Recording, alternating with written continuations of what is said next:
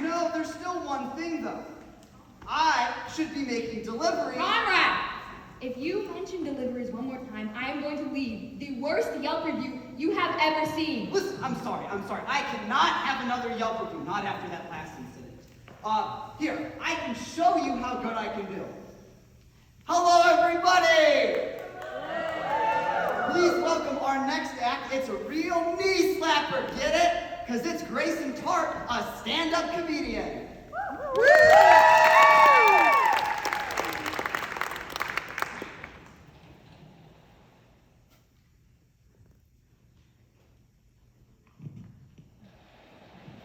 Yeah, I hope you enjoyed all those singing acts, because there's just going to be a dude on stage talking for a while.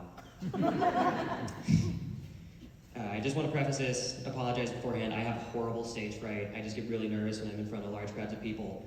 But whenever I get nervous, I start compulsively making jokes, so that should pan out just fine. Yeah, I just get nervous too easily. I just got anxiety. My anxiety doesn't make any sense. It's like having this tiny voice in the back of my head that only talks in really choppy sentences. It's like I could wake up one morning, beautiful day outside, those birds are singing, sun is the sun, and you think, you know what? I'm gonna be productive today. I'm gonna get my work done. I'm gonna get a load of laundry in the washer. It's gonna be great. But then, anxiety saunters in, and you can tell he has been spending hours on this counter argument. He knows what he's gonna say, and he's gonna say it with passion. And anxiety saunters in, and he goes, no. And then I'm back in bed, swaddled up, crying, going, you know what? You make a solid point, sir. Could strike any time, really. I could be standing in the kitchen, looking in the pantry, thinking, you know what? I'm gonna have a sandwich for dinner. Lunch. And then I hear this tiny voice in the back of my head that goes, the universe is gonna explode one day. And even though I will not be alive when that happens, I'll still have a panic attack about it.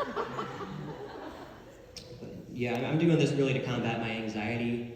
But at the same time, I really hope that I don't bomb this, because I don't know if you've ever bombed a comedy routine and then had to drive home with a guy who thinks he's way funnier than you are and will nitpick every single thing you said that night, because I haven't and I'd rather not.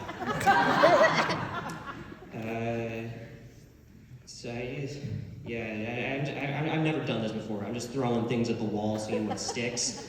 So I'm just trying whatever I can. So let's try. Anyone like impressions? Anyone impression people in the audience? Yeah, me too. Anyone have any? No? All right. Rats. Enough about me. Let's talk about me. Yeah, my name's Grayson. I'm very tall, and my personal favorite pastime is asking complex questions to magic 8 balls. Oh, magic 8 ball, what should I do today? All signs point to yes. So wise. But yeah, all jokes aside, I do like going on drives with my dad. It's always a good time. A lot of the time we'll go through drives through his hometown where he grew up. For the sake of this performance, it will be referred to as Tiny Town. We'll drive through Tiny Town, and this one time, we went on a drive with the intention of my dad showing me like all the houses he grew up in, all his childhood homes. But for one reason or another, every single house had been torn down. So it accidentally became a tour of Tiny Town and its various empty patches of grass. But there was this one time though, we're driving through Tiny Town. It was like a summer day, afternoon, whatever, time of day. It was kind of warm outside, but that's why our car air conditioners were invented. And we had just gotten lunch, and we're driving through this little residential area, and we turn, and just in the middle of the street, there is a dude, no shirt, pajama pants, house shoes, and he's just moving and grooving, and we slow down. Partly because there's a guy in the road. You can't hit the guy in the road. But also, we want to see what this guy's going to do next. And we're slowing down, and eventually, amidst his grooves and moves, he looks up and sees us, and he shimmies over to the side of the road, but not in a way that says, oh, that's a car. I don't want to get hit by that. It was in a way that said, who do these people think they are? And we drive past him, and he goes to glare at my dad. But the problem arises in that he had shimmied over to the right side of the road, where the passenger side of the car is.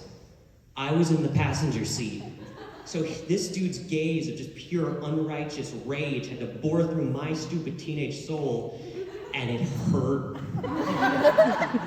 But then we're driving past him, and out of morbid curiosity, I lean over, I look into the rearview mirror, and he goes back to moving and grooving, shimmies back out into the middle of the road, and then he bends over and picks up a stick. Looks like he just found it then, and he goes off down the way. And then I see a dog run out from behind a trash can to catch the stick, and I'm like, what? Sir, that's your dog. I assume it's your dog. If it's not, your neighbors need to leash that thing.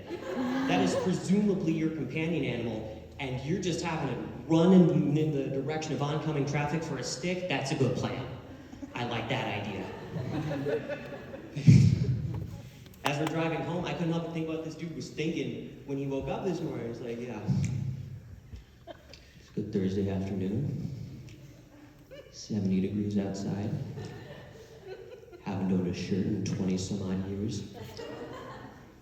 Think I'm gonna dance. Don't got a front yard to my name, but oh, do I have a dog, a stick, a street, and a groove down deep in my soul. Thank you very much. I've been Grayson Tartt. Good night.